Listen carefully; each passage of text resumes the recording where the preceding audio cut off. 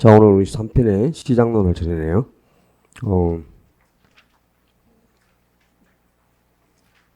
111쪽에 그 시장론 목차를 보시면은 3개 장으로 구성되어 있죠.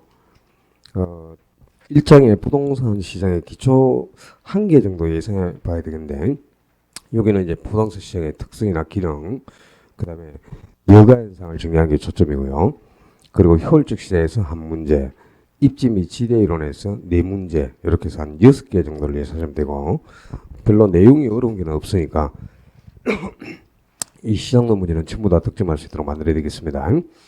1장에 요 부동산의 기초에서는 별로 내용이 어려운 거 없어요. 여기서는 이제 시장에 기능이 있고 특성이 있죠. 특성하고 기능이 다른 거다, 그죠? 어떻게 구분하라 그랬지? 기능을 외워야 되죠, 그죠? 기능, 자고와 정량을 이렇게 외웠지? 그러니까 부동산 시장은 자원을 배분하는 기능이 있죠. 또 상품을 교환하는 기능이 있습니다. 그리고 거래를 통해서 가격이 창조되는 기능도 있고, 또 시장에서 정보를 제공해 주기도 하고, 제공된 정보에 따라서 부동산과 양가 질을 조절하는 기능도 있습니다. 이것들이 이제 시장의 기능이고, 이 기능이 아닌 거, 그게 이제 시장의 특성이에요. 특성은 워낙 다양하고 많기 때문에, 그죠? 이걸 다 외울 수는 없고, 그냥 기능을, 몇 가지를 외워놓고, 기능이 아닌 게 특성이다. 이렇게 구분하는 게 좋겠습니다. 이 기초는 그다지 크게 어려운 거 없고, 뭐, 특별히 설명이 필요한 것도 없습니다. 쭉 읽어보시면 다 풀 수 있는 문제들인데, 몇 개 지문만 한번 정리해봐요. 2번 문제에, 1번 지문 볼까? 중강성 효율적 시장은 공표된 것이건, 그렇지 않은 것이건, 어떤 정보도 이미 가치에 반영되어 있는 시장이다. 그런데, 물론 좀 이따 효율적 시장이 나와요. 뒤에 가면 나오는데, 공표된 것이든 그렇지 않은 것이건 그랬는데, 공표된 것이 뭘 뜻하죠? 공표된 것, 이게 과거와 현재 정보를 뜻합니다. 과거와 현재 정보를 뜻하고, 그리고 그렇지 않은 것이 바로 미래 정보를 뜻해요. 근데 과거와 현재, 미래의 모든 정보가 이미 가격에 반영되는 시장은 강성 효율적 시장이죠. 그러니까 바로 1번이 틀려있죠. 중강성 시장은 과거와 현재까지 정보만 반영이 되어 있고, 미래 정보는 아직 가격에 반영되지 않은 시장이죠. 1번은 강성을 뜻하니까 1번이 바로 틀려있고, 그 다음에 3번 지문, 늘 시험 때 등장하는 지문이라 그랬어요. 부동산 시장에서 기술 개발로 공급이 증가하면 수요의 가격 탄력성이 작을수록, 수요 탄력성이 작다, 무슨 말? 비탄력적이라는 것이죠. 균형 가격의 하락폭은 커진다. 자, 지난주 우리 수요 공급 이론에서, 그지? 완전 탄력적일 때는 뭐가 변하지 않는다? 완전 탄력적일 때는 가격의 변화가 없고, 완전 비탄력적이면 거래량, 양의 변화가 안 생기죠? 그리고 가격은 항상 언제 변화폭이 크게 나타난다? 비탄력적일수록 탄력이 아니고, 가격은 비탄력될 때가 상승할 때도 크게 상승, 하락할 때도 크게 하락한다 그랬죠? 지금 그걸 뜻하는 질문이라. 그러니까 공급이 증가하면 당연히 가격은 하락하는 거잖아요. 그런데 하락하더라도 비탄력대가 하락폭이 크다 이 말이야. 언제나 가격은 비탄력적으로 변화폭이 커진다. 그거 꼭 지문하고 기억하고 계셔야 될 지문이 되겠죠. 오른쪽에 3번으로 가세요. 4번 지문을 봐요. 부동산 시장은 부동산의 여러 특성으로 인해 불안전 시장의 모습을 보이고, 수급 조절의 곤란성으로 인해 장기적으로 가치와 가격이 일치하지 않은 가격 왜곡 현상이 발생한다. 이게 이제 틀려있는 지문인데, 우리 부동산 시장은 가격 왜곡 현상이 빈번하게 나타나죠. 그죠? 수요가 증가하더라도 공급이 즉각 이루어질 수가 없어요. 그래서 단기적으로는 가격이 이 가치와 불일치해서 괴리가 나타나는 가격 왜곡 현상이 나타나는데, 장기적으로 가격 왜곡 현상은 발생하지 않습니다. 그러니까 수요가 증가한 만큼 공급도 경제적 공급을 통해서 가능해지기 때문에 이 가격 왜곡은 단기적으로 발생하는 현상이에요. 장기가 아니고.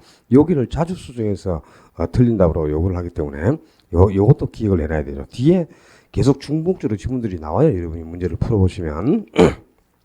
뒤로 가서 5번 문제 봅시다.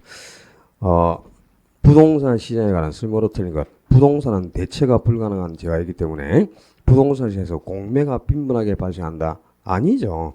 공매는 불가능한 시장입니다. 자, 이 부동산 시장은 부동산의 자연적 특성이 있기 때문에, 이제 시장도 여러 가지 특성이 보이죠. 아는 대로 한번 얘기해봐요. 시장의 특성 상당히 많죠. 그죠? 첫째, 부동산 때문에 국지적이고 지역적인 단위로만 승립하는 국지적, 지역적 시장이죠. 그리고 개별성이라는 특성 때문에 거래가 은밀하게 이루어지는 비공개적 시장이고, 또 상품이 표준화될 수가 없는 비표준화된 시장이고, 또 시장이 조직화도 이루어질 수가 없는 비조직화된 시장입니다. 그리고 수요가 증가한다 하더라도 공급을 즉각적으로 할 수가 없기 때문에 수급 조절이 곤란한 시장이고, 또 가격이거나 고액이기 때문에 그지? 단기 거래가 곤란합니다. 단기 거래가 곤란하고, 매매하는데 기간이 오랜 시간이 요구될 수밖에 없죠. 그리고 부동산 시장은 항상 소수의 구매자와 판매자만 존재합니다.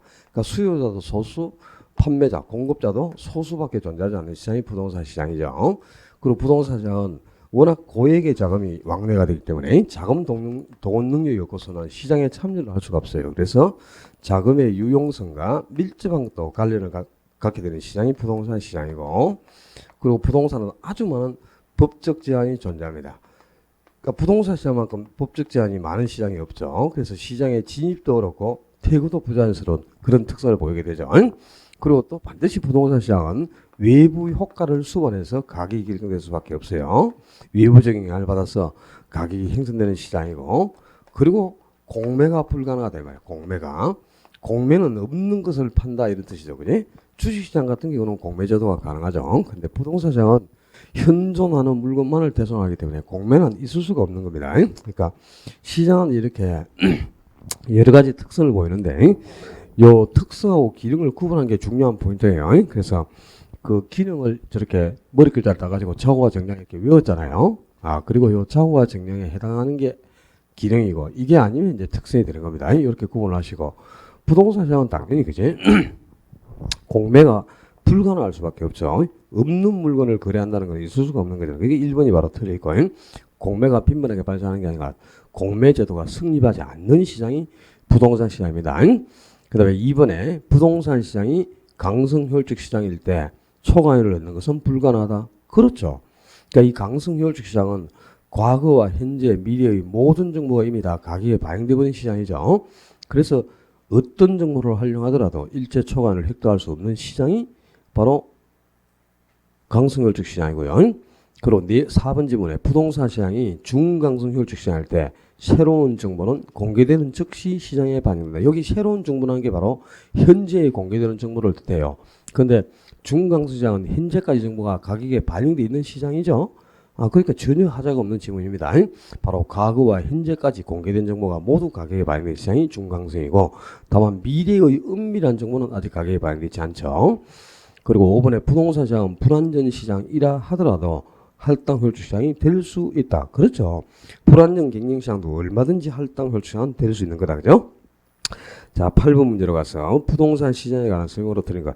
부동산 시장의 특성 중 수급 조절의 곤란성으로 인해 단기적으로 가치와 가격이 불일치하는 현상이 발생할 수 있다. 그렇습니다. 이것도 여기 이 지문에서도 단기를 장기로 고치면 안 돼요. 이 가격 왜곡 현상은 단기에만 존재하는 거지 장기적으로 나타나지 않습니다. 그리고 두 번째, 부동산 시장은 부동산의 고가성으로 인해 시장 진입 장벽이 존재한다. 그러니까 가격이 워낙 비싸기 때문에 그죠? 법적 제한도 많고, 그래서 시장의 전출입이 부자연스러운 그런 시장이 부동산 시장이고, 또 다수의 시장 참여자 등의 불안전 시장의 모습을 보인다. 여기가 틀렸지. 그러니까 부동산 시장은 항상 구매자와 소수자가 소수밖에 존재하지 않습니다. 다수가 아니고 그죠? 완전 경쟁 시장은 구매자와 판매자가 모두 다수 존재하지만 부동산 시장은 언제나 불안정 경쟁 시장이기 때문에 구매자도 소수, 공급자도 소수. 그러니까 시장 참여 자체가 극히 제한적인 소수의 사람만이 참여하니까 불안정 경쟁 시장이 되는 거죠. 2번은 틀려 있고요. 3번의 물리적 측면에서 주택은 이질적 재화로서 일물일가 법칙의 성립이 배제되어 불안전 시장의 모습을 보인다. 그렇죠. 이제 물리적 측면에서 보면 개별성이라는 특성 때문에 주택도 모두 동질성을 확보하기가 어렵죠. 그러니까 똑같은 주택은 있을 수가 없죠. 근데 완전 경쟁 시장은 상품이 동질적일 것 그래야 되지, 그지? 상품이 동일해야 완전 경쟁 시장이 되는데 부동산은 개별성 때문에 동일성을 갖는 부동산은 찾을 수가 없는 겁니다. 그래서 언제나 불안정 경쟁 시장이 되는 거고요. 다만 이제 부동산 시장은 이 상품이 개별성 때문에 다 다르니까 불안정 경쟁 시장인데 시장을 분석하려면 동일성을 확보해야 되거든. 그래서 이제 4번 질문에 보면 효용적 측면에서 본다면 주택 서비스라는 관점에서는 주택은 동질적 재화이므로 완전경제시장을 전제하는 주택시장 분석이 가능하게 된다. 그래서 이 주택시장을 분석하기 위한 도구로 활용하기 위해서 도입한 개념이 주택 서비스라는 개념인데요. 주택 서비스는 주택이 소유자에게 제공하는 효용. 그러니까 우리가 주택을 보유하고 있으면 내가 보유하고 있는 주택에서 얻는 만족감이 있죠. 주택을 가지고 있으면 주택에서 얻는 만족도가 있잖아. 그죠? 그걸 바로 주택 서비스라고 한단 말이야. 근데 동일한 만족감을 제공하는 주택은 얼마든지 있을 수 있다는 겁니다. 서비스 측면에서 보면. 그래서 주택이 이제 주택 서비스 측면에서는 동질성을 확보할 수 있기 때문에 주택시장 분석이 가능하다는 거예요. 그래서 물리적인 측면에서 보면 주택은 전부 다르다. 동질성을 확보할 수가 없죠. 개별성 때문에. 그래서 주택시장을 분석하기가 어려운데 이제 주택 서비스 측면에서 보면 똑같은 그러니까 동일한 회사가 생산한 아파트는요 101호나 102호나 103호나 만족감이 똑같다 이 말이야. 어디에 살든. 그러니까 동일한 효용을 제공할 수 있기 때문에 주택시장 분석이 가능하게 된다는 겁니다. 그래서 이 주택시장을 분석하기 위한 도구로 활용하기 위해서 도입한 개념이 주택 서비스인데 주택 서비스란 주택이 주택의 소유자에게 제공하는 효용을 뜻한다. 이렇게 해서 정의 정도만 기억해둬요. 그리고 5번에 정보 비용의 유무에 따라 시장의 완전성 여부를 구분할 수 있다. 이건 무슨 말이죠?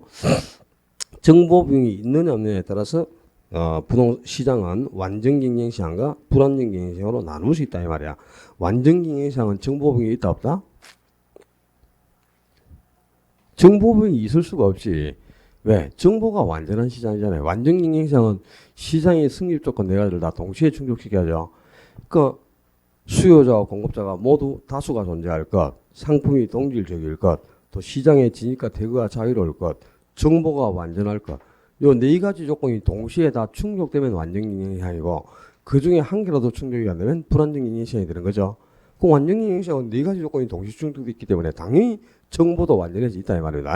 그럼 정보가 완전해져 있다면 정보 비용이라는 게 있을 수가 없죠. 모든 정보를 내가 알고 있고 모든 정보를 공유하고 있는데 알고 있는 정보를 비용을 투입해서 수집한다는 건 논리가 안 맞잖아요. 그래서 완전 경쟁 시장이 어떤 시장이냐 그러면 정보 비용이 없는 시장. 요게 떠올라야 돼요. 그 다음에 나중에 이제 왜 이게 구분이 안 되면 안 되냐면 완전 경쟁 시장과 할당 효율적 시장의 차이를 아셔야 되거든. 좀 이따 나오겠지만 할당 효율적 시장은 어떤 시장이냐. 정보 가치만큼 정보 비용이 투입되는 시장이야. 그러니까 정보 비용이 1,000만 원이면 모든 투자자가 1,000만 원의 비용을 지출해서 정보를 획득하는 겁니다. 그럼 정보 가치만큼 정보 비용이 투입된다면 수익을 남길 수가 없죠. 그리고 초과이윤이 없는 시장. 그러니까 완전 경쟁 시장은 정보 비용이 없는 시장. 그리고 할당 효율적 시장은 초과이윤이 없는 시장. 요걸 구분하셔야 돼. 그래야 나중에 다른 문제를 풀 수가 있습니다. 그럼 그 정보 비용 유무에 따라 시장의 완전성 여부를 구분할 수 있다. 이 말이 완전 경쟁 시장은 정보 비용이 없다 이 말입니다. 그지? 정보 비용이 없는데 불완전 경쟁 시장은 당연히 정보 비용이 수반될 수밖에 없죠. 그래서 우리 부동산 시장은 정보 비용이 수반되지 않습니까? 아주 많은 정보 비용이 필요합니다. 그게 왜 정보 비용이 수반될까? 완전 경쟁 시장이 아니기 때문이에요. 그래서 부동산 시장에서 정보 비용이 수반되는 것은 시장이 불완전하기 때문이다 그러죠. 그죠? 완전 경쟁 시장을 하면 정보 비용이 없다 이 말이다. 그래서 정보 비용이 있느냐 없느냐에 따라 이 시장이 완전한지 불완전한지를 구분할 수 있는 거죠. 그걸 뜻하는 지문이 되겠고요. 뒤로 넘겼어. 9번 문제. 부동산 시장의 기능에 관한 설명으로 틀린 거. 기능은 그러면 어떤 게 있어요? 지금 얘기했지. 자고가 정량. 그지? 그래서 1번에 부동산 시장은 가격을 창조하는 기능. 가격 창조 기능이 있죠. 여기. 가격을 창조하는 기능이 있습니다. 그 다음에 또 두 번째. 부동산 시장은 부동산을 수요자에게 분배하는 기능을 한다. 그렇습니다. 이게 바로 뭐야? 자원 배분 기능이죠. 그지? 그러니까 공급자가 가지고 있는 부동산을 수요자들이 사고자 하는 만큼 팔아가지고 수요자와 공급자 사이에 이 부동산이라는 자원을 배분하고 있어요. 자원을 배분하는 기능도 있죠. 그다음에 세 번째, 부동산 시장은 거래를 비공개하는 기능이 있으며 이러한 이유로 부동산 시장은 정보 수집이 곤란하게 된다. 이게 틀려 있죠. 여기 봐봐. 거래의 비공개성이 있어 없어 기능에. 거래의 비공개성은 이겁니다. 이거. 특성입니다. 부동산 시장의 특성에 거래를 비공개로 하는 특성이 있죠. 기능은 그래서 이 자고가 정량을 외우고 있어야 돼요. 자고가 정량만 기능이고 나머지는 특성이죠. 그지? 부동산 시장은 거래를 비공개적으로 만드는 특성이 있으며 이런 이유로 시장은 정보 수집이 곤란하게 된다. 자, 이거 3번 지문은 14회 때 출제되고 나서 상당히 많이 틀렸거든요. 기능하고 특성을 구분하는 지문인데, 처음 14회에 출제되고 나서 한 서너 번 더 나왔어요. 근데 아주 어렵습니다. 거래의 비공개성은 저건 특성이지 기능이 아니에요. 구분하는 요령을 꼭 기억해야 돼. 자고가 정량은 기능이고, 그 외에 나머지는 특성이 되는 거죠. 그리고 4번에 부동산 시장은 부동산의 양과 질을 조절하는 기능이 있죠. 또 5번에 부동산 시장은 이렇게 부동산과 현금을 교환하기도 하고 또 부동산끼리 교환하기도 하고 또 저당권 설정을 하고 뭐 자금을 차입하면 권리와 또 교환을 하는 거죠. 이런 교환 기능도 갖고 있잖아. 그러면 여기 3번을 제외하면 자고와 정량이 여기 다 들어있잖아. 그죠? 자원 배분 기능, 가격 창조 기능, 또 양과 질을 조절하는 기능, 그리고 교환 기능, 이런 것들이 시장의 기능입니다. 거래의 비공개성, 시장의 이 비조직화라든가 수급 조직이 곤란하다든가 이런 것들은 전부 시장의 특성이에요. 기능이 아니고. 아주 어렵지만은 구분을 해야 돼, 저걸. 그 다음에 10번 문제. 요것도 이제 반복적인 지문들인데, 그 3번을 한번 볼까요? 할당 효율적 시장에서는 부동산 거래의 은밀성으로 인해 부동산 가격의 가소평가 또는 과대평가 등 왜곡 가능성이 높아진다.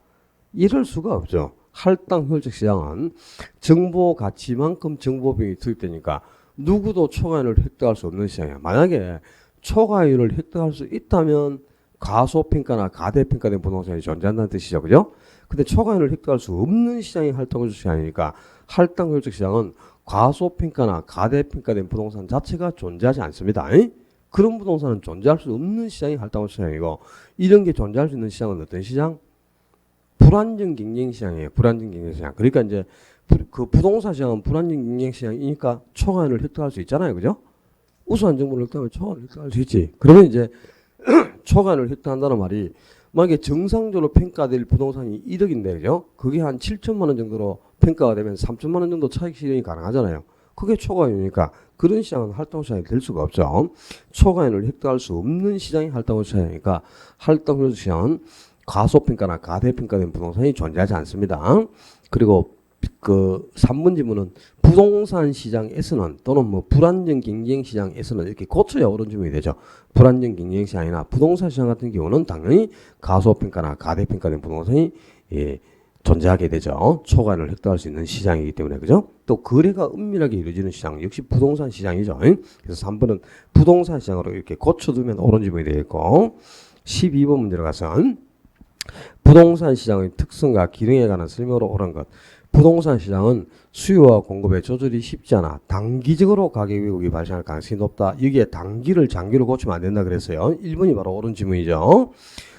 부동산은 단기적으로는 수요가 증가해도 공급을 즉각적으로 할 수가 없습니다. 그러니까 수급 조절이 곤란하기 때문에 수요가 약간만 이렇게 증가해. 수요가 이렇게 약간만 증가한다 하더라도 공급은 전혀 이루어질 수가 없잖아요. 단기적으로는. 그죠? 공급이 딱 고정되어 있기 때문에 수요가 조금만 증가하면 가격이 아주 쉽게 이렇게 폭등을 내버리고 말거든. 그래서 이 가격 왜곡 현상이 빈번하게 나타나는 겁니다.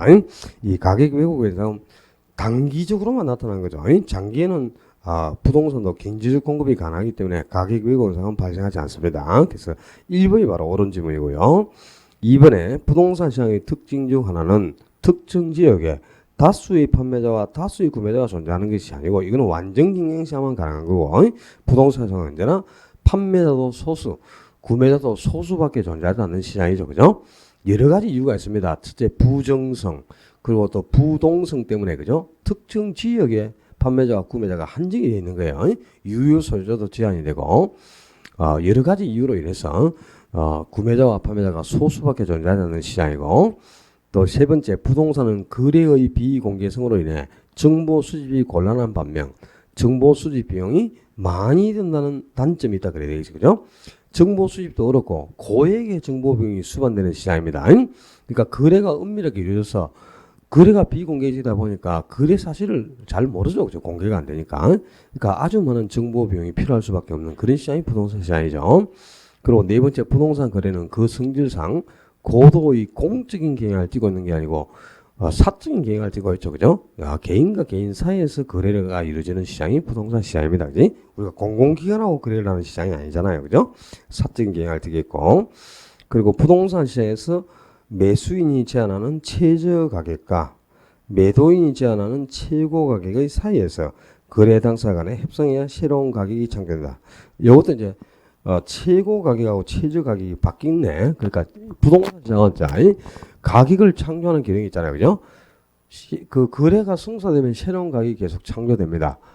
거래를 통해서 가격이 창조되는 기능이 있죠. 근데 자, 만약에 매도자가 4억을 달라. 그러니까 매수자가 3억 주겠다. 거래가 돼요, 안 되죠? 안 되지, 지금. 합의가 이루어지지 않았으니까, 그지? 매도자가 4억을 불렀는데 매수자가 3억 줄게. 그러면 거래가 성립될 수가 없죠. 그러면 매도자는 자기가 양보할 수 있는 까지 최소한 가격을 낮춥니다. 3억 8천 달러, 3억 7천 달러. 좋다. 내가 3억 5천까지는 양보하겠다. 그럼 3억 5천. 내가 3억 5천까지는 양보를 하고 그 이하로는 죽어도 팔지 않겠다. 그럼 이 3억 5천은 매도자가 제시하는 하한선이 되는 거죠. 매도자 입장에서, 그죠? 3억 5천 이하로는 절대 팔지 않겠다 그랬으니까 매도자가 제시하는 하한선이 3억 5천이에요. 그리고 이제 매수인은 3억 줄게 그랬는데 안 팔아 그러면 가격을 높여가죠. 그럼 좋다. 3억 2천 줄게, 3억 3천 줄게. 내가 3억 5천까지는 기꺼이 지불할 의사가 있지만 3억 5천을 넘겨서는 절대 지불하지 않겠다. 최고 3억 5천까지는 기꺼이 지불하겠다. 그러면 요 3억 5천만 원은 매수자가 제시하는 상한선이 되잖아. 요 금액을 초과하는 사지 않겠다 그 말이에요. 그지? 그래서 매도자의 하한선 그게 3억 5천이고 매수자의 상한선이 3억 5천이 되죠. 여기서 거래가 성사되면서 새로운 가격 3억 5천이 창조된다 이 말입니다. 매도자가 제시하는 하한선 최저 가격과 매수인이 제시하는 최고 가격 상한선 여기가 교차하는 지점이 바로 거래가 성사되면서 새로운 가격이 창조되는 지점이죠. 최저하고 최고 가격이 지금 바뀌어 있으니까 이게 틀렸네요. 그래서 부동산 시장은 이렇게 거래를 통해서 또 가격을 창조하는 기능도 있다 그런 뜻입니다. 이제 뒤로 가서 뭐 다 중목적인 문제들이고 어려운 문제들이 별로 없습니다. 시장의 기능하고 특성을 구분하는 데는 17번으로 갑시다. 17번 주택시장에 관한 설명으로 옳은 것. 주택은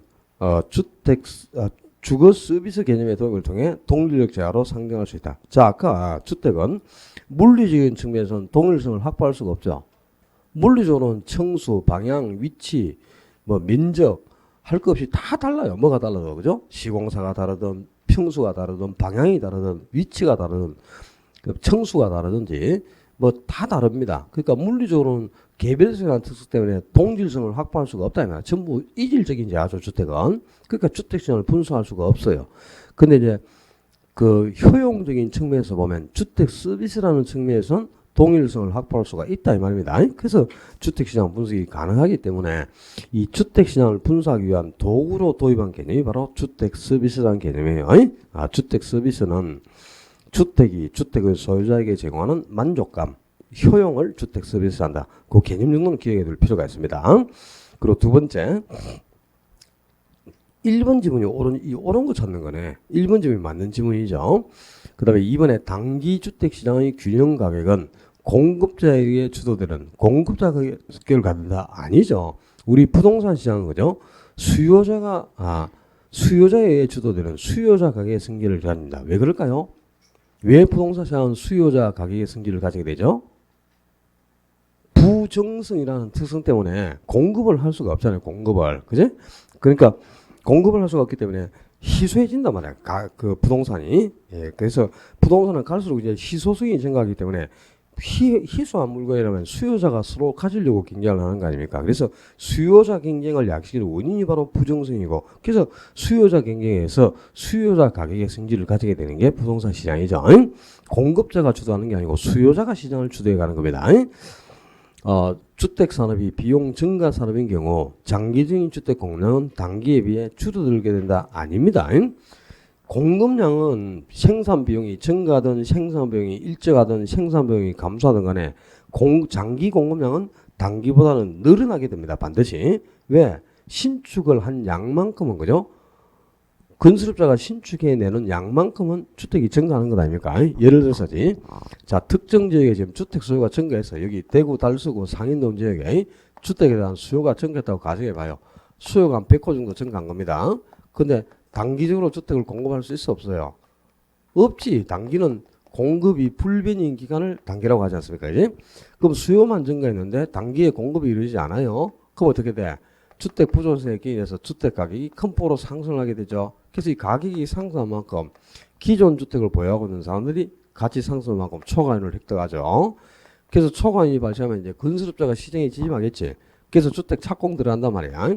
근데 건설업자의 생산비가 일정 불변인 경우가 있고 생산 비용이 정년보다 증가하는 경우도 있고 생산 비용이 정년보다 감소하는 경우도 있잖아요. 그죠?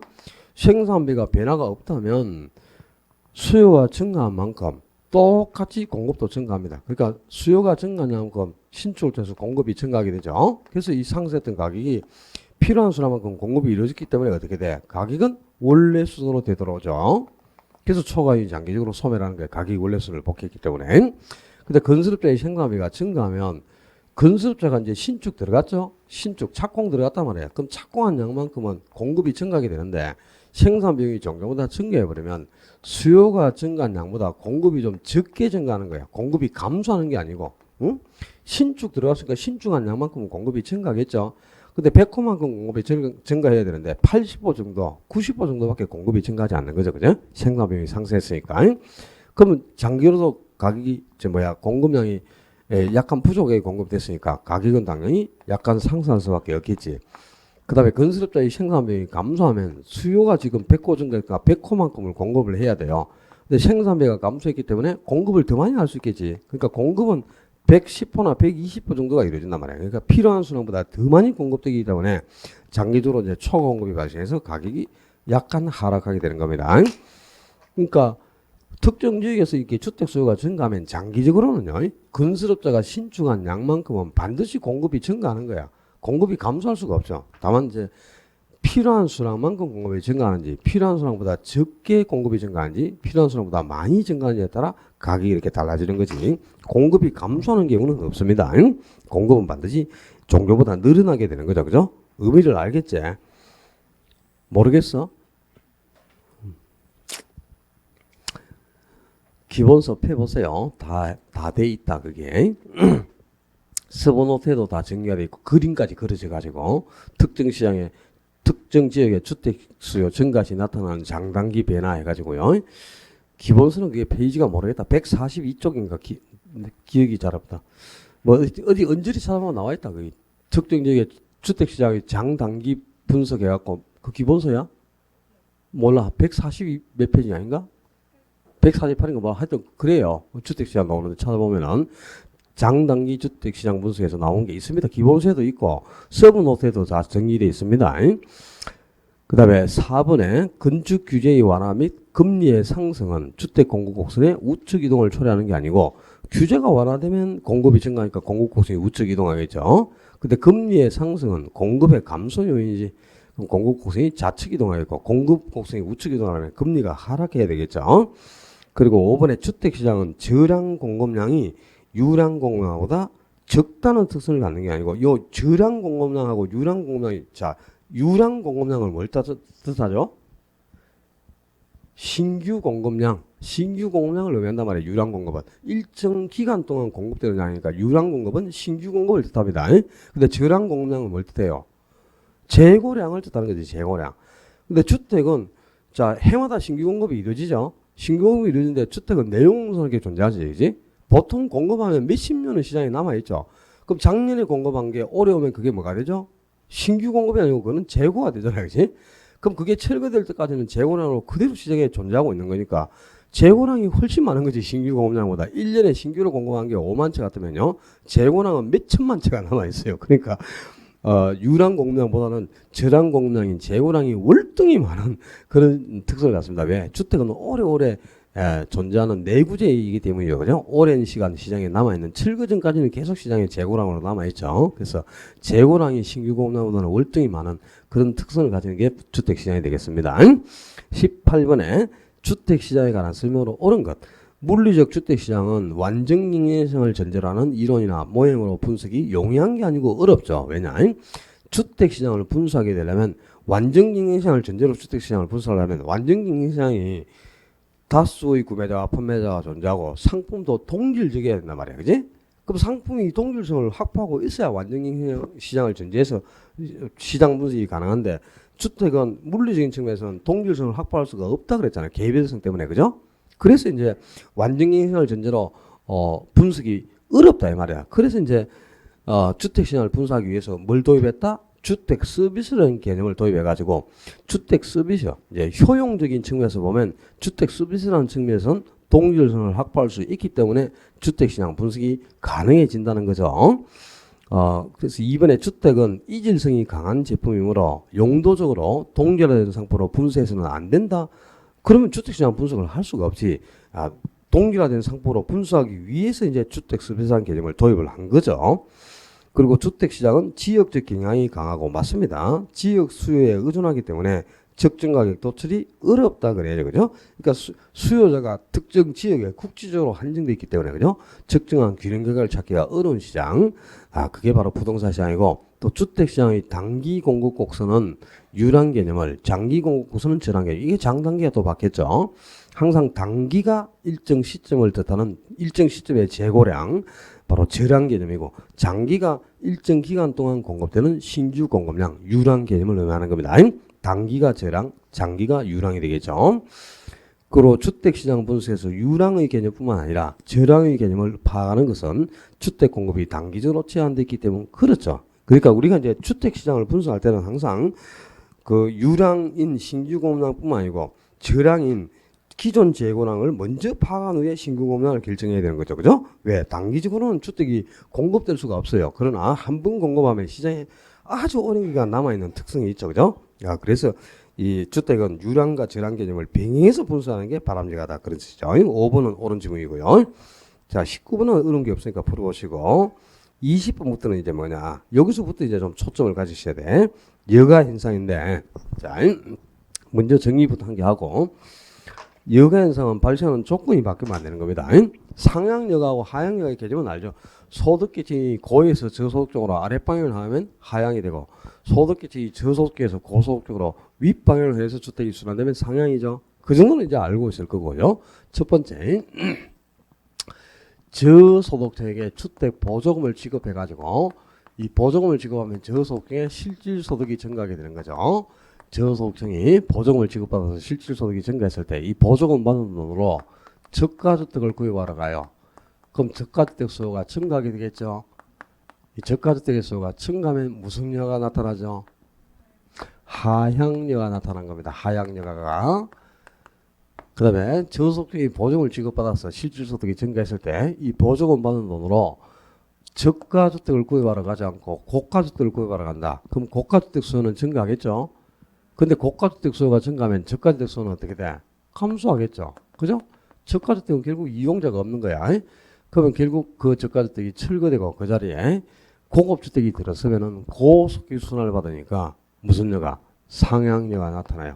자, 요게 첫 번째 바뀌면 안 됩니다. 그러니까 상향여가는 저가주택 수요가 뭐 했을 때? 감소했을 때. 그래 우리 상감마마 이렇게 외웠잖아. 그죠? 상향여가가 저가주택 수요가 감소할 때 나타난다. 상감마마 이렇게 외웠지. 그리고 하향여가는 저가주택 수요가 증가할 때. 요게 서로 바뀌면 안 됩니다. 두 번째, 여가 현상은 주거분리 과정을 통해서도 나타나요. 그죠? 주거분리가 뭔데? 주거분리란 도심 지역에서 소득이 다른 계층끼리 일정한 경계를 두고 주거지역을 분리하여 형성하는 거. 그지? 그러니까 고소득층 주거지역과 저소득층의 주거지역이 분리되어 형성되는 것. 이걸 주거분리라는 거죠. 주거분리는 고소득층 주거지역하고 저소득의 주거지역이 분리되는 겁니다. 주거지역이. 이걸 주거분리라는데 주거분리가 발생하는 가장 큰 원인이 뭐고? 외부 효과다. 그지? 그러니까 고소득층 지역은 정의 효과가 강하게 발생하고 저소득층 지역은 부의 효과를 강하게 받는데 이 저소득층은 정의 효과를 획득하기 위해서 고소득층에 계속 가까이 가고자 한단 말이야. 근데 고소득층은 부의 효과를 차단하기 위해서 그죠? 나쁜 영향을 받으면 안 되니까 저소득으로부터 계속 멀어지려고 해. 그래서 저소득층이 계속 가까이 가고자 하면 고소득은 멀어져 버리니까 뒤엉켜서 못 사는 거죠.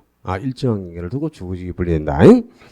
자, 이 저소득층의 경계에 인접하고 있는 요 고소득층의 일부 지역은 좋은 영향을 받아요, 나쁜 영향을 받아요? 저속인 게 워낙 가까이 있으니까 나쁜 영향을 더 많이 받죠. 그래서 부의 효과를 이래 요 지역에서 거래되는 가격보다 여기는 훨씬 더 싸게 할인되어 거래가 이루어지죠. 주택이 할인 거래가 되고 여기는 그죠 나쁜 영향을 받고 있어가지고 주택이 노후화됐을 때 주택을 수선하면 즉 개량을 하면 개량 비용이 가치 상승분을 초과해 버린단 말이야. 그러니까 집을 수리하면 수리 비용이 집값 상승보다 더 크다 이 말이죠, 그죠? 그럼 수리하겠어 안 하겠어? 안 하죠. 안 하고 새집 사서 이사가고 저속의 임대를 통해서 물려줘. 고속주택이 저속주택으로 변모가 되니까 무슨 여가? 하향여가가 발생하게 됩니다. 그리고 반대로 이제 저소득층이 이 아니고요. 고소득층의 경계에 인접하고 있는 요 저속계 일부 지역은 워낙 고속 근처에 가까이 있잖아요. 좋은 영향을 받겠어, 나쁜 영향을 받겠어. 좋은 영향을 받죠. 여기는 정의 효과로 인해 이 지역에서 거래되는 주택보다 훨씬 높은 수준으로 할증료가 붙어서 거래가 이루어지겠죠. 좋은 영향을 받으니까, 그지? 그리고 여기는 이제 정의 효과에 기인해서 주택이 노화되면은 주택을 수선하는 비용보다는 가치 상승이 훨씬 더 크게 나타나요. 뭐 한 1,000만 원 들어서 집수라면 집값이 뭐 2천, 3천 상승하는 거죠, 그지? 그럼 주택을 계속 개부수하고 고급화 시키겠죠. 그럼 무슨 효과가 생기노? 상한가 나타나자 저가 주택을 개보수해서 고급화 시키면 고속기 순환을 받으니까. 자, 하향여가나 상향여가가 지금 활발하게 전개되고 있죠. 그죠? 소득이 다른 계층끼리 주택이라는 그 주거를 분리하고 있어도 하향여가나 상향여가가 활발하게 전개되고 있어. 그럼 여가 현상이 활발하게 전개되고 있다는 말은 자기들끼리는 주택이라는 자원을 효율적으로 배분해가면서 사용하고 있다 이 말이다, 그지? 주택이라는 자원은 효율적으로 지금 배분하고 있죠. 그럼 자원이 효율적으로 배분되면 시장 실패는 발생하지 않았잖아요. 시장 실패는 자원이 효율적으로 배분되지 못한 상태인데 시장은 이 여가 현상을 통해서 자기 기능을 충실하게 수행하고 있습니다. 그런데도 요 저소득 지역에서는 계속 불량주택이 형성돼가고 불량주택이 계속 생겨나지 않습니까? 그 이유는 시장이 이렇게 여가 현상을 통해서 자원을 효율적으로 배분하지 못해서가 아니다 이 말이야. 그러니까 시장 실패 때문은 아니라는 거죠. 불량주택이 발생하는 것은 시장 실패 때문이 아닙니다.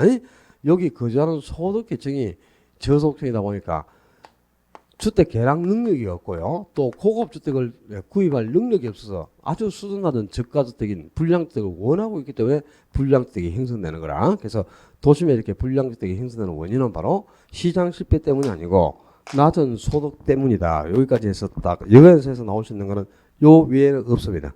시험 나올 수 있는 포인트는 증거를 딱 해놓으면 한 개 맞출 거예요. 20번 문제, 작년 출제된 문제인데 뭐 이런 거 시험에 나왔는데 틀린다. 대책이 없는 거죠, 그죠? 주택의 여가가 증가, 주거 분리에 관한 설명으로 틀린 것. 주택의 하향 여가 과정이 원활하게 작동하면 저급주택의 공량이 늘어나겠어, 감소하겠어? 하향 여가라는 게 뭡니까? 하향 여가가 고속익이 쓰던 주택을 저속익의 임대를 통해서 물려주는 거야. 그럼 저속주택이 임대를 통해서 물려받은 만큼 늘어나는 거지 줄어드는 게 아니잖아, 그죠? 하향여가 받은 양만큼 저가주택은 반드시 늘어나지 줄어들 수가 없죠. 그러니까 요걸 이제 다른 지분으로 바꾸면 이렇죠. 정부가 저속익의 주택 보증을 지급하면 장기적으로는 저가주택의 양은 반드시 증가한다. 반드시 증가하지. 왜? 하향여가 받은 양만큼 종전보다 저가주택의 양이 늘어나는 겁니다. 아셨죠? 그러니까 저급주택의 공량은 증가한다 그래야 돼. 1번이 바로 틀려 있고요. 그 다음에 2번, 3번 어려운 게 없고 4번에 주택의 개량 비용이 개량 후 주택 가치 상승보다 크다. 수선비가 가치 상승보다 커요. 어디에서? 요 고소득지역에서, 그지? 여기 고소득층의 일부 요 지역에서 개량 비용이 가치 상승보다 커요. 그럼 무슨 여가? 하향여가 나타나고 반대로 이제 저소득층의 일부 지역에서 개량 비용보다 뭐가 크면 가치 상승분이 더 크면 상향여가 나타나는 겁니다.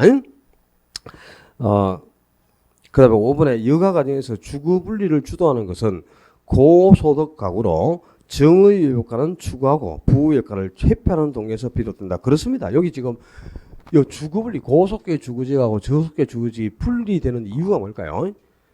저소득층은 정의 효과를 추구하려고 한단 말이야. 좋은 이익을 얻기 위해서 계속 가까이 가고자 하는데 문제는 뭐야? 고소득층은 부의 효과를 차단을 해야 돼. 나쁜 영향을 받으면 안 되니까 요 저소득층 지역에서 멀어지려고 하는 거죠. 그래서 주거분리가 야기된다는 뜻이에요. 바로 외부 효과가 주거분리를 야기시는 가장 주된 원인이다. 그런 뜻이 되겠습니다. 뒤로 와서 21, 2번 어렵지 않습니다. 23번 봅시다. 주택시장과 여가과정에 관한 설명으로 옳지 않은 것. 주택의 상향 여가는 주택 개량 비용이 개량 이후에 가치 상승보다 큰 경우에 나타난다.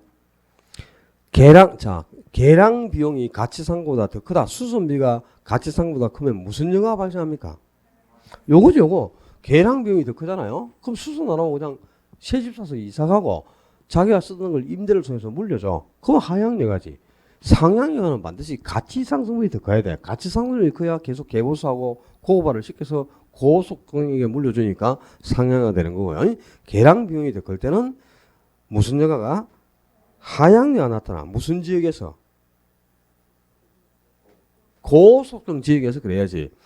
자, 하향여가는 고소득 지역에서만 나타나는 겁니다.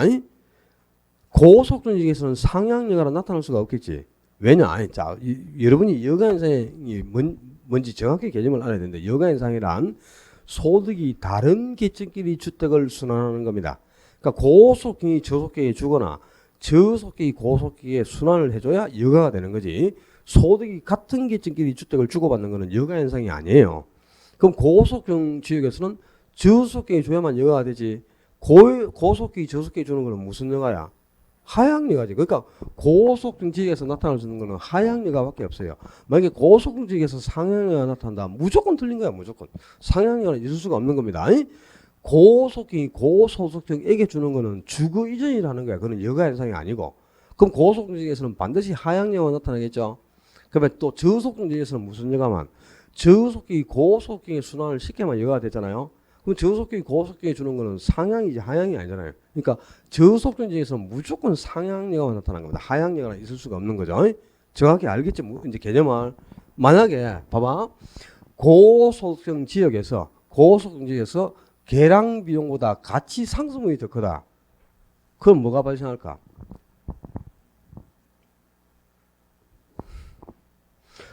고소득 지역에서 개량 비용이 가치 상승보다 크면 하향여가 나타났죠. 근데 고소득 지역에서 개량 비용보다 가치 상승분이 더 커요. 그럼 뭐 어떤 현상이 나타난다? 뭐 쓸데없는 현상이 나타나? 뭐라고? 나타나지 않는다. 나타납니다. 무슨 현상이? 가치 상승이 더 크면 계속 주택을 고급화시키겠죠. 그럼 주택이 더욱 고급화된다 이렇게 되는 거야. 알았어요? 그다음에 저소득 지역에서 개량 비용보다 가치 상승이 더 커요. 그럼 계속 개보수해서 고소득에 순환을 시켜주죠. 그럼 상향여가지. 근데 저소득 지역에서 개량 비용이 가치 상승보다 더 크다? 그러면 어떤 현상이? 주택이 더욱 불량주택가 된다 이 말이야. 개량 비용이 더 크면 수선 안 해요.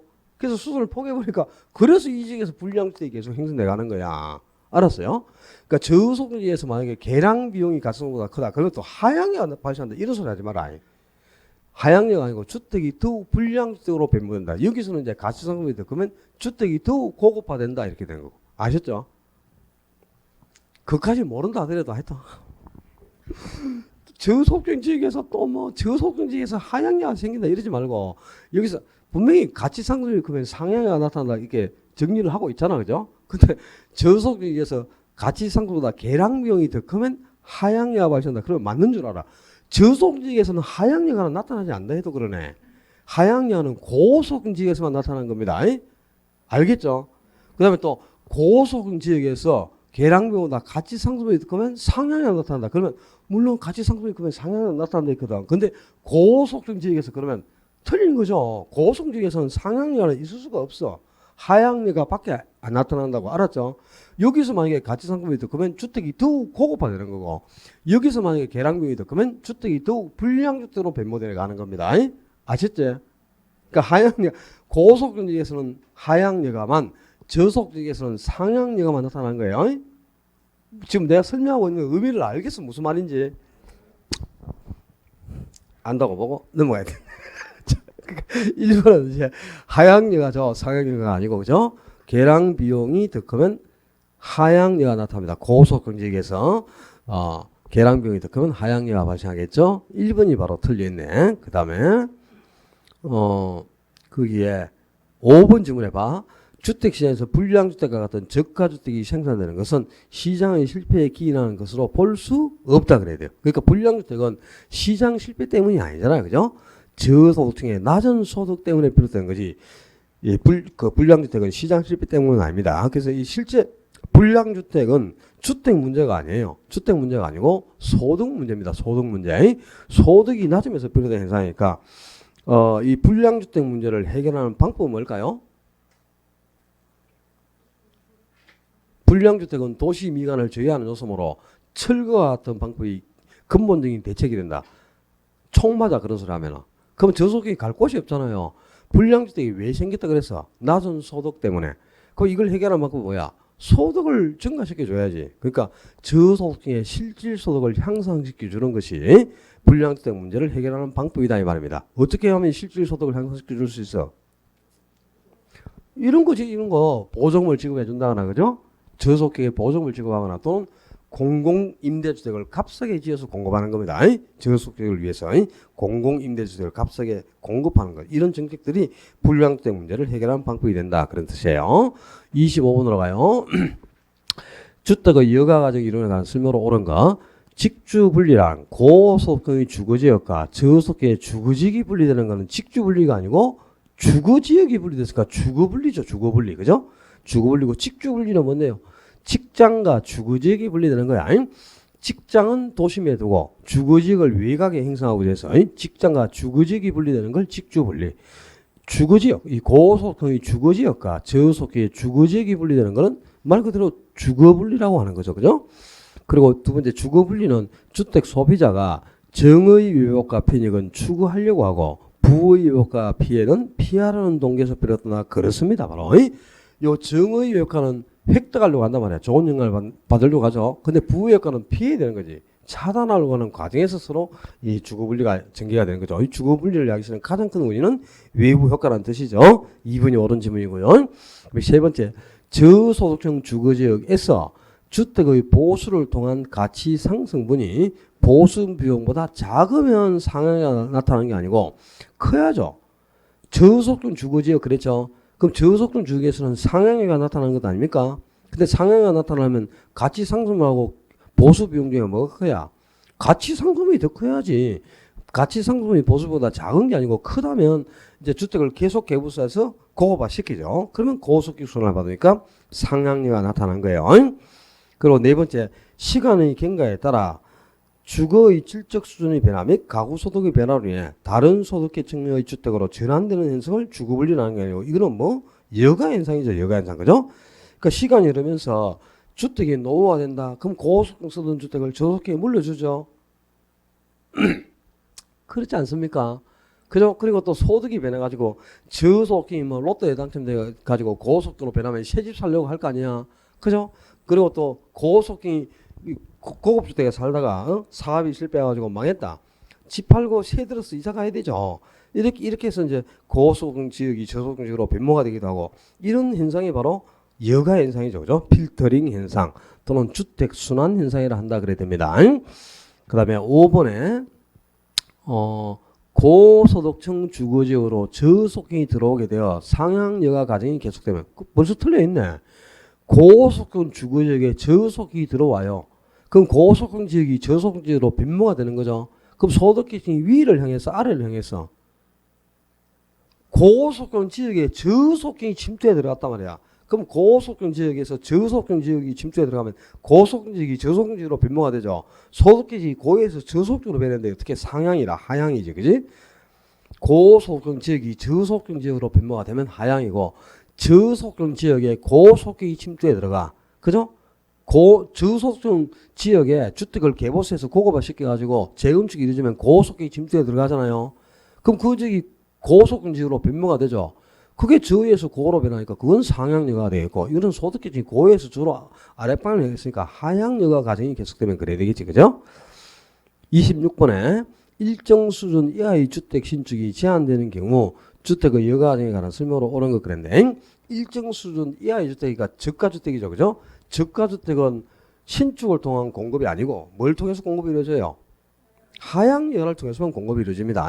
고가주택의 공급은 신축을 통한 공급이라. 이 고가주택 공급은 신축을 통해서 공급이 이루어지만 저가주택 공급은 하향 여가를 통해서만 공급이 이루어져요. 그런데 이 저가주택은 수준 이하니까 정부가 정책적으로 주거환경을 개선시킬 목적으로 신축을 금지시키고 있죠. 그래서 저가주택은 신축을 통해서는 공급이 안 됩니다.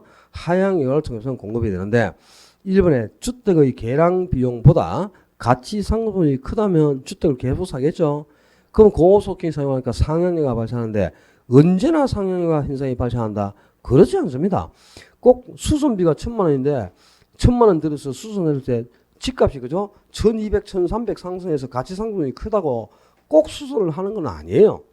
수선을 안 할 수도 있는 겁니다. 그래서 언제나 가치 상승만 크다고 해서 언제나 상향여가 과정이 발생하는 건 아니고 일반적으로 이제 상향여가 현상이 나타나는 거지, 그지? 반드시 이루어지는 건 아니니까 언제나 뭐 이런 거는 쓰면 안 되죠. 써야 될 때가 있어. 언제나 좀 이따 나와요, 그죠? 완전 경영 현상은 언제나 뭐가 된다? 할당을 주셔야 된다. 그러나 할당이 언제나 완전히 되는 것은 아니죠. 그렇습니다. 가치 상승이 크다고 언제나 상향여가 발생한다? 그건 아닙니다. 일반적으로 상향여 현상이 나타나게 되죠.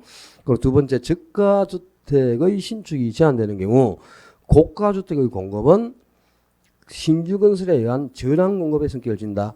고가주택 공급은 신규 건설에 의한 신축 공급입니다. 근데 신축 공급은 유랑 공급이지 저량 공급이 아니잖아, 그죠?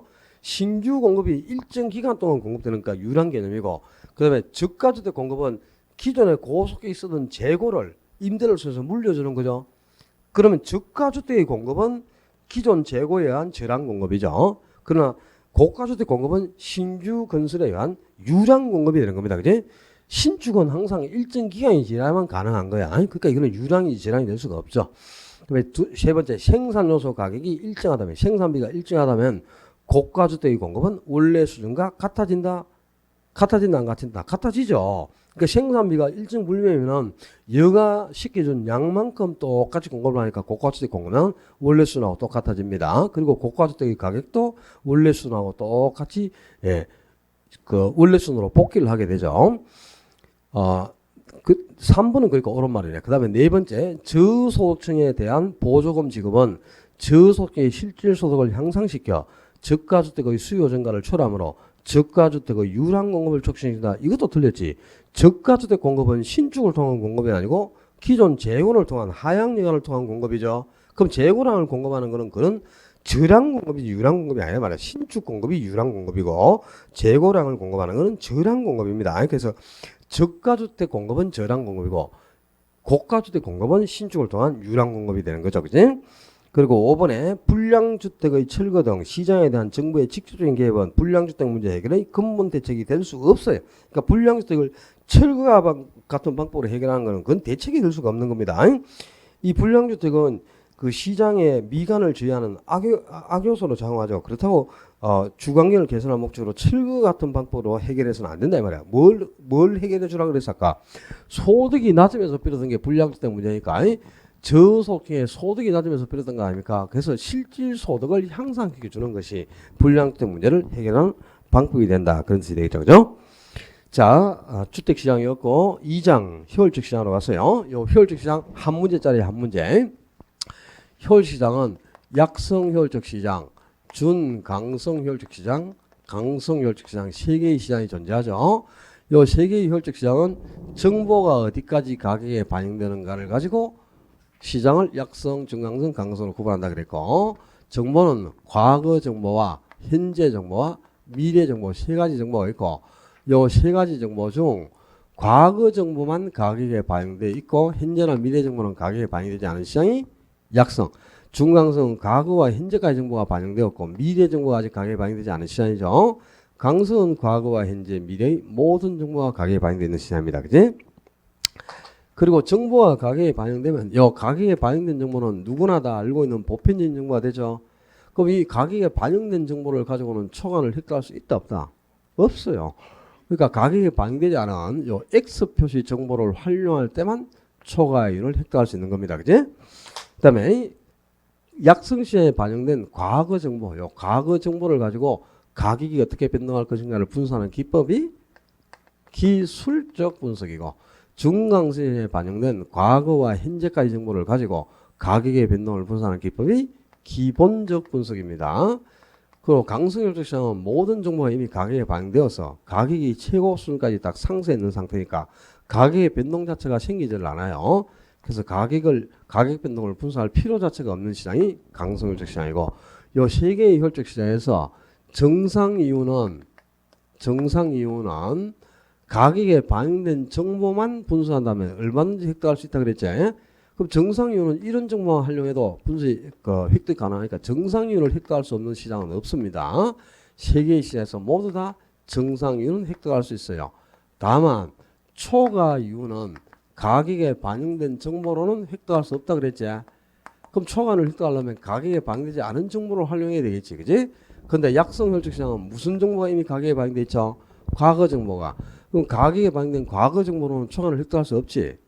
과거 정보로는 초과를 획득할 수 없는데 과거 정보를 분석하는 게 무슨 분석? 기술적. 그럼 약성 시장은 기술적 분석으로는 초과를 획득할 수 없고, 현재 정보나 미래 정보가 아직 가격에 반영되지 않았잖아요, 그죠?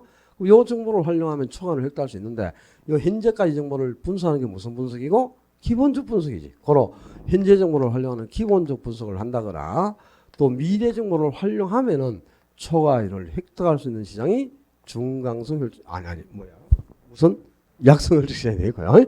중강성 혈적 시장은 과거 현재 정보가 이미 다 가격에 반영됐으니까 과거 정보로도 현재 정보로도 초과를 획득할 수 없어요, 그지? 그러면 과거 정보를 분석하는 기술적 분석을 하든 또 현재까지 정보를 분석하든 기본적 분석을 하든 이 시장은 절대 초과를 획득할 수가 없는 겁니다. 다만 이제 미래 정보만 아직 가격에 반영되지 않았으므로 미래 정보를 활용할 때 초과를 획득할 수 있는 시장이 중강성이 될 거지. 강성 시장은 이미 모든 정보가 가격에 반영됐으니까 초과를 획득할 정보 자체가 존재하지 않아요. 그러니까 이 시장은 어떤 정보를 활용하더라도 일체 초과를 획득할 수 없는 그런 시장이 강성혈적 시장이 되겠죠. 자, 혈 시장은 저게 아주 중요한 게 이 약성하고 중강시에서 어떤 정보를 활용할 때 초과를 획득할 수 있는지 이걸 구분하는 게 아주 중요한 포인트고, 그 다음에 이제 조금 전에도 얘기를 들었지만 완전경쟁시장은 시장의 승립 조건 네 가지를 모두 다 동시에 충족시키고 있으니까, 그지? 수요자, 공급자도 다수 존재하고 상품도 동질적이고 또 시장의 진입과 대거도 짜졌고 정보도 완전해졌으니까, 정보가 완전해졌다면 정보 비용이 없어요. 모든 정보를 다 공유하고 있고 누구나 다 모든 정보를 다 알고 있기 때문에, 그지? 알고 있는 정보를 비용을 측에서 수집하는 건 논리가 안 맞잖아요. 그러니까 정보 비용 자체가 없는 시장이 완전경쟁시장입니다. 근데 할당혈적 시장은 그럼 어떤 시장이냐? 이게 이제 중요 포인트라. 할당혈적 시장은 정보 가치만큼 정보 비용이 투입되는 시장이다 이 말이야. 그러니까 정보의 가치가 만약에 0이면 정보 비용도 0이 되는 거예요. 근데 정보 가치가 1,000만 원이면 정보 비용도 똑같이 1,000만 원이 투입되는 시장. 누구나 1,000만 원의 비용을 지출해서 정보를 획득하는 겁니다. 그럼 정보 가치만큼 정보 비용이 투입되다 보니까 수익을 남길 수가 없어요. 그래서 할당혈적 시장은 초과이윤이 없는 시장이다 이 말이야. 요거 구분하지 않으면 여러분 한 개 틀립니다. 정보 비용이 없는 시장이 완전경쟁 시장, 초과이윤이 없는 시장이 할당 시장. 요걸 구분을 해야 돼. 그래야 이제 문제가 풀려요. 자, 완전경쟁 시장이 달성되면 그 시장은 언제나 무조건 반드시 할당 시장이 달성되죠. 완전경쟁 시장은 반드시 할당 시장이 됩니다. 완전경쟁 시장은 충족되는 순간 그냥 반드시 할당 혈적 시장이 되는데, 할당 혈적 시장이 언제나 완전 경쟁 시장이 되는 것은 아니죠. 그러니까 할당은 완전 경쟁 시장이 될 수도 있고 불안정 경쟁 시장이 될 수도 있잖아요, 그죠? 그러니까 할당은 완전히 될 수도 있고 불안정이 될 수도 있으니까 할당이 언제나 완전 경쟁 시장이 되는 것은 아니다 이 말이야. 완전 경쟁 시장은 언제나 할당이 됩니다. 완전 경쟁 시장은 언제나 할당 혈적 시장이지만 할당 혈적 시장이 언제나 완전 경쟁 시장이 되는 것은 아니고, 할당은 완전히 되는 경우도 불안정이 되는 경우도 있어요. 그리고 설령 불안정 경쟁 시장이라 하더라도 할당 혈적 시장은 될 수 있죠. 얼마든지 될 수 있습니다. 그러니까 할당 시장은 정보 가치만큼 정보 비용이 투입돼서 초과에만 누를 수가 없으면 어떤 시장이든 간에 전부 할당 시장은 될 수 있는 거야. 그러니까 당연히 그죠? 불안정 경쟁시장도 할당 시장은 될 수 있거든. 그럼 불안정 경쟁시장이 어떤 게 있죠? 독점 시장이 있고요. 또 뭐 가점 시장도 있고 독점적 경쟁 시장도 있고 그렇잖아요. 그럼 독점이나 가점 시장도 할당 시장은 될 수 있겠죠. 또 부동산 시장도 할당 시장은 당연히 될 수 있겠죠. 부동산이 언제나 불안정 경쟁시장인데 불안정 경쟁시장에 할당이 된다면 당연히 부동산 시장도 할당 효율성은 될 수 있다 이 말이에요. 자, 부동산 시장은 정보 비용이 수반됩니다. 그죠? 왜 부동산 시장에 정보 비용이 수반되겠어요? 이유가 뭐야? 시장이 불안전하기 때문 그래야 돼. 완전경쟁 시장은 정보 비용이 있다 그랬다 없다 그랬다. 정보 비용이 존재하지 않습니다. 완전경쟁 시장은. 근데 부동산은 완전경쟁 시장이 아니고 뭐고? 불안전경쟁 시장이죠. 그래서 정보 비용이 수반된다 이 말이야. 부동산 시장은 초과이윤도 획득할 수 있어요. 초과이윤 획득이 가능합니다. 부동산 시장은 초과를 획득할 수 있고 초과를 획득할 수 있기 때문에 투기도 성립하는 거야. 초과를 획득할 수 없다면 투기도 성립하지 않아요. 근데 왜 부동산 시장은 초과를 획득할 수 있고 투기가 성립할까? 그거는 이게 아니다 이 말이야. 할당 혈적 시장은 누구도 초과를 획득할 수가 없는 겁니다. 근데 부동산 시장은 아직까지 할당 효율적이지 못하다 이 말이야. 할당 효율적이지 못하기 때문. 요 이유가 이제 바뀌면 안 되겠네, 그지? 그러니까 정보 비용이 수반되는 것은 시장이 불안하기 때문이다 그래야 되고, 초과이윤을 획득하고 투기가 성립하는 것은 할당 효율적이지 못하기 때문이다 그래야 됩니다. 시장이 불안하기 때문이다. 요 이유를 서로 바꾸면 안 되는 거야. 아주 중요합니다. 이 이유가 바뀌면 안 돼요. 꼭 구분해 두고. 자, 문제 한번 보자 이제. 3번 문제 볼까요? 부동산 시장의 효율성에 관한 쓸모로 옳은 것. 부동산 시장이 새로운 정보를 얼마나 지체 없이 반영하는가 하는 것을 시장의 효율성이라 하고, 정보가 지체 없이 반영된 시장을 효율적 시장이라 한다 이 말이야. 그러니까 이 효율성이라는 말은 새로운 정보가 얼마나 즉각적으로 가격에 반영되느냐, 그걸 효율성이고, 어떤 새로운 정보가 공개되었을 때 그 정보가 지체 없이 즉각적으로 바로 그냥 가격에 반영된 시장을 효율적 시장이라 한다 그런 뜻입니다. 1번 옳은 지문이죠. 그 다음에 2번에 강성효율적 시장에서는 이미 모든 정보가 가격에 반영돼 있죠. 그리고 투자 분석만 잘하면 정상 이상의 초과이윤을 얻기가 쉽다가 아니고, 아무리 투자 분석을 잘해도 초과이윤을 얻을 수 없다 그러죠. 그죠? 모든 정보가 이미 과거, 현재, 미래의 모든 정보가 가격에 다 반영돼 버린 시장이 강성이지. 그럼 강성시장은 어떤 정보를 활용하더라도 초과이윤을 획득할 수가 없지 않습니까? 초과이윤을 얻을 수 있는 게 아니고 절대로 획득할 수 없는 시장이 강성시장이죠. 그리고 세 번째, 어떠한 형태의 효율적 시장이 부동산 시장에 존재하는가는 나라마다 비슷한 게 아니고 다르겠죠. 정보가 반영된 정도가 어떻게 나라마다 똑같습니까? 그지? 인터넷이나 이런 게 활성화되어 있는 우리나라하고 저 아프리카하고 뭐 정보가 반영된 정도가 똑같을 수가 있나요? 나라마다 다르고, 또 효율성의 정도도 거의 같은 게 아니고 전부 다르다 그래야 되겠지. 그리고 네 번째, 과거의 정보를 가지고 투자 분석을 하는 것을 기술적 분석이라 하죠. 근데 약성 효율적 시장에서는 기술적 분석을 통해 초과이윤을 획득하기 쉬운 게 아니고 초과이윤을 획득할 수 없죠. 그러니까 약성 시장은 이미 과거 정보가 가격에 반영되어 있는 시장입니다. 근데 이 과거 정보를 가지고 가격의 변동을 분석하는 게 기술적 분석인데, 기술적 분석을 통해서는 초과이윤을 획득할 수 없는 시장이 약성이죠. 그죠? 과거 정보가 이미 반영이 되어버렸으니까. 그제? 그리고 5번에 중강성 효율적 시장은 새로운 정보가 공표되는 즉시 가격에 반영되는 시장이죠. 그러니까 현재 정보까지가 가격에 반영되어 있기 때문에 새로운 정보가 공표가 되면 그 즉시 바로 가격에 반영돼 버리는 현재 정보가 가격에 반영된 시장이에요. 그리고 공표된 자료를 토대로, 요 공표된 자료가 뭔데? 과거와 현재까지 정보를 뜻한다 이 말이야. 이 과거와 현재까지 정보를 토대로 투자 분석을 하면 초과이윤을 획득할 수 없죠. 과거와 현재까지 정보가 이미 가격에 반영됐으니까. 그 과거와 현재까지 공표된 정보로는 초과이윤을 획득할 수가 없고, 미래 정보를 활용할 때만 초과이윤을 획득할 수 있는 시장이 중강성 효율적 시장이 되겠죠. 그죠? 7번으로 가서 7번에 할당 효율적 시장에 관한 쓸모로 옳은 것. 모든 투자자의 초과이윤 획득이 불가능한 경우 시장을 패배시킨다고 한다? 아닙니다. 시장을 패배시켰다 이 말이 뭐냐? 특정 투자자가 초과이윤을 획득했다 이런 뜻이에요. 특정 소수의 몇몇 투자자가 초과이윤을 획득할 때 시장을 패배시킨다 이렇게 표현하는 겁니다. 그럼 시장을 패배시켰다는 말은 초과이윤 획득이 불가능한 게 아니고 가능하다는 뜻이죠. 어떤 몇 사람만 초과이윤을 획득할 때 그때 시장을 패배시킨다 이런 표현을 쓰는 겁니다. 이거는 초과이윤 획득이 가능한 경우에 시장을 패배시킨다고 하는 거죠. 그리고 할당 효율적 시장에서는 정보 획득의 기회비용이 존재한다. 이게 무슨 말이냐? 할당 효적 시장은 정보 비용이 존재하지 않는다. 맞아 틀려요? 옳은 거 찾는 거지. 그럼 옳은 게 지금 답이 몇 번이야? 7번이. 보자. 답이 5번이 답으로 돼 있죠. 5번이. 그 5번이 답이면 2번은 틀렸다는 거겠죠. 자, 할당 효적 시장은 정보 비용이 존재한다, 존재하지 않는다. 그럼 2번이 틀렸다는 거잖아. 지금 5번이 옳은 지문 찾는 건데 5번이 답이니까. 그죠?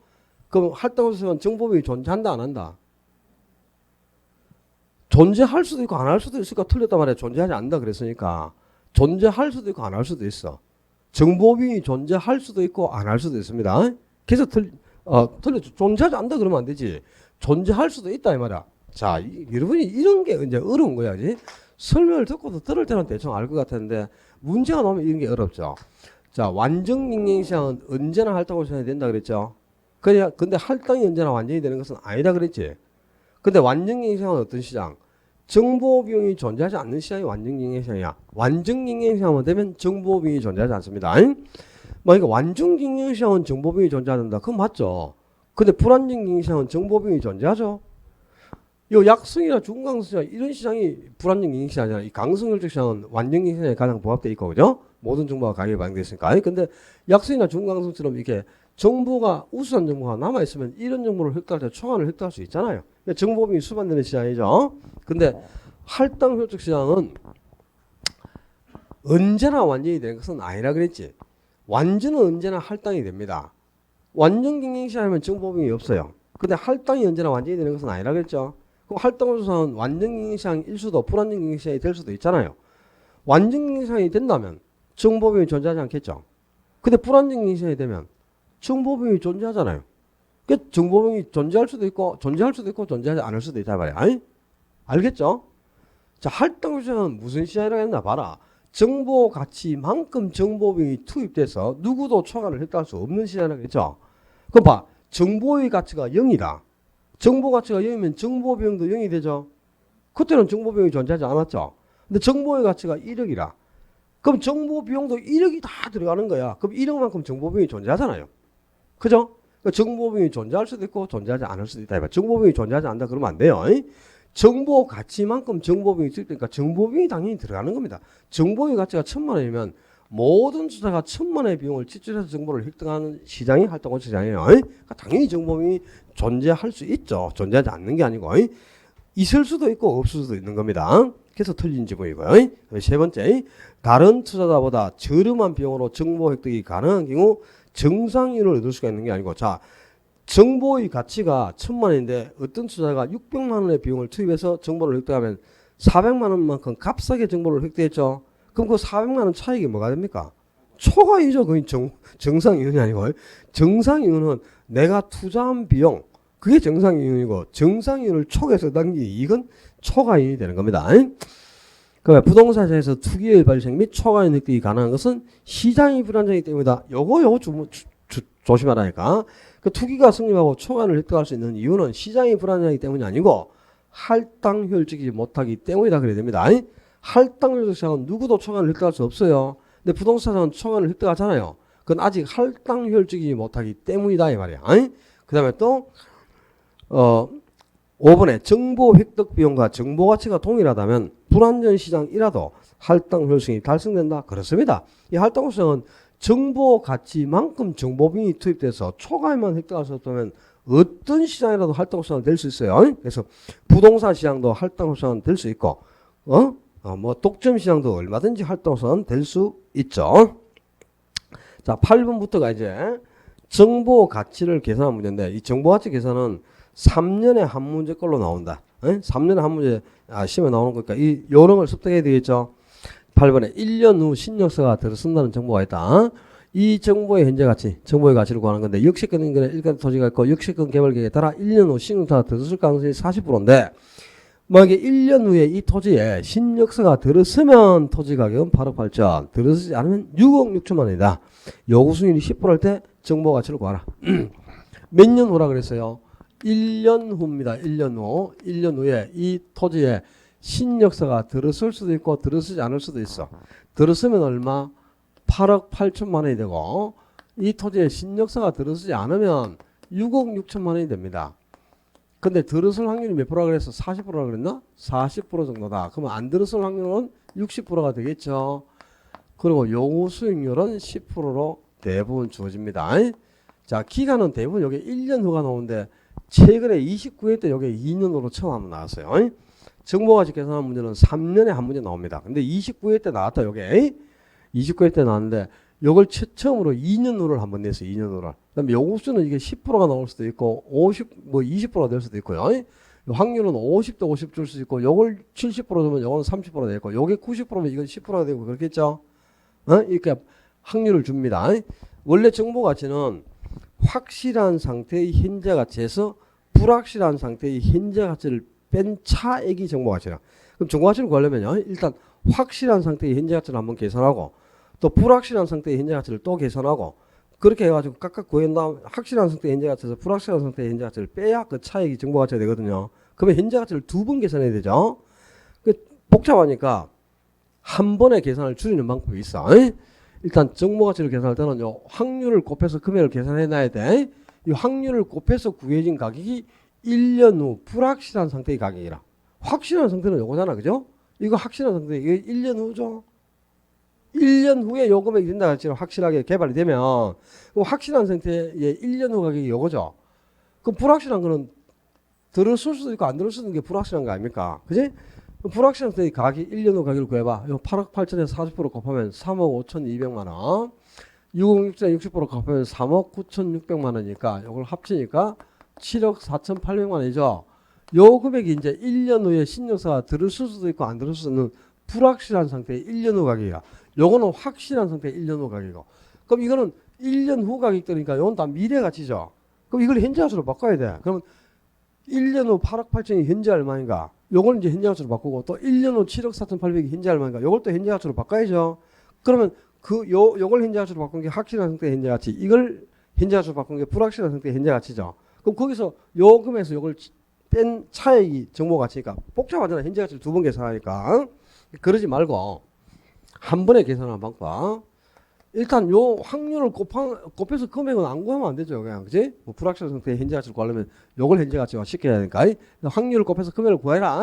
구해놓고 요 금액을 확실한 상태의 미래 가치가 있죠. 큰 금액.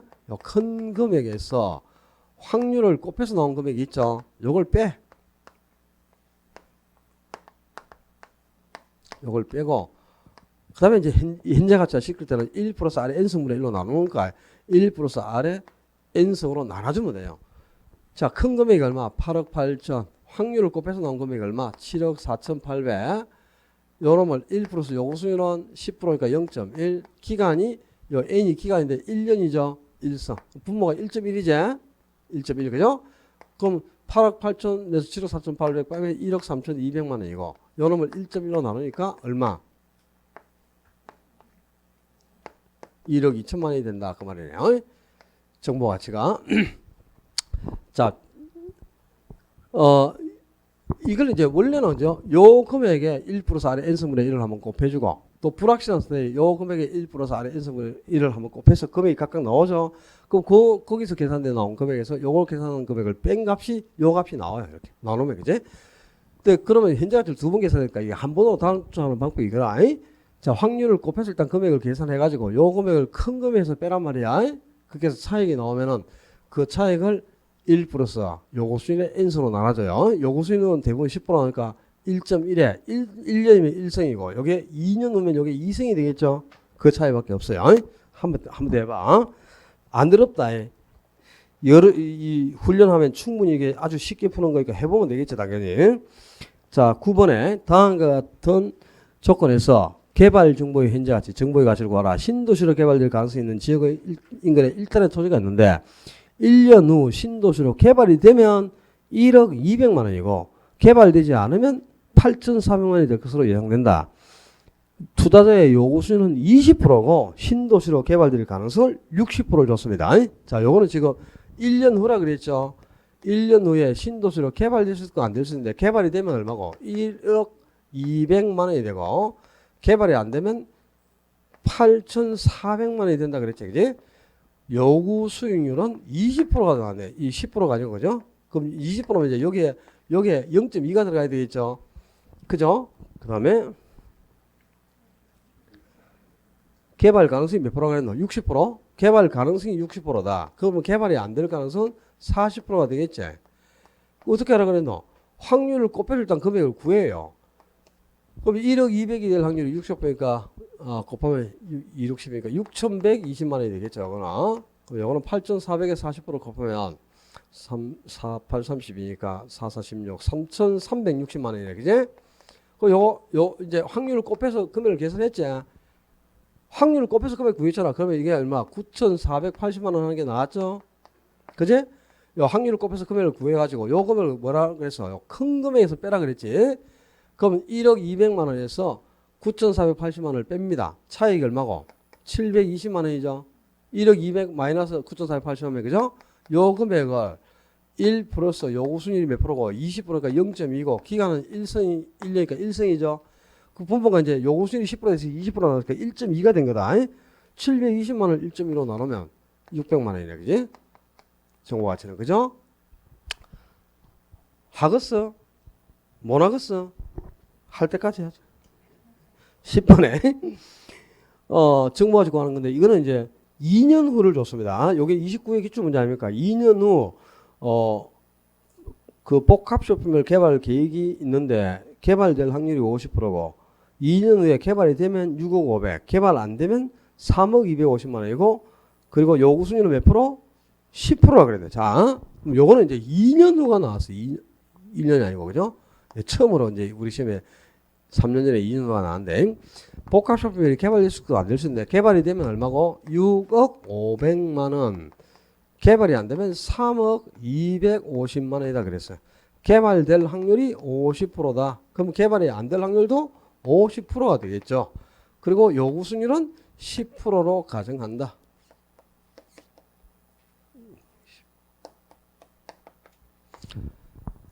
일단 확률을 곱해서 금액을 구해야 돼, 그지? 요 큰 금액은 나와 있고, 그지? 요거 50%니까 반씩 해주면 3억 250만 원.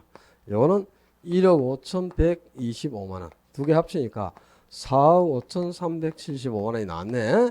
자, 요 금액을 확률을 곱해서 금액을 구해놓고 요걸 큰 금액에서 빼란 말이야, 그지? 그럼 6억 500만 원 마이너스 4억 5,375만 원 나누기 1 플러스 요구 수준이 10%니까 0.1이고 기간이 이제 2년으로 그랬으니까 이게 2승이 되는 거죠. 여기 이 문제의 핵심이죠. 그지? 요 2승. 기간이 여기 2년이니까 2승입니다. 그럼 요 차익이 얼마입니까? 1억 5,125만 원이고 요 놈을 1 플러스 0.1, 1.1의 제곱이니까 1.21이죠. 1.1로 나온다.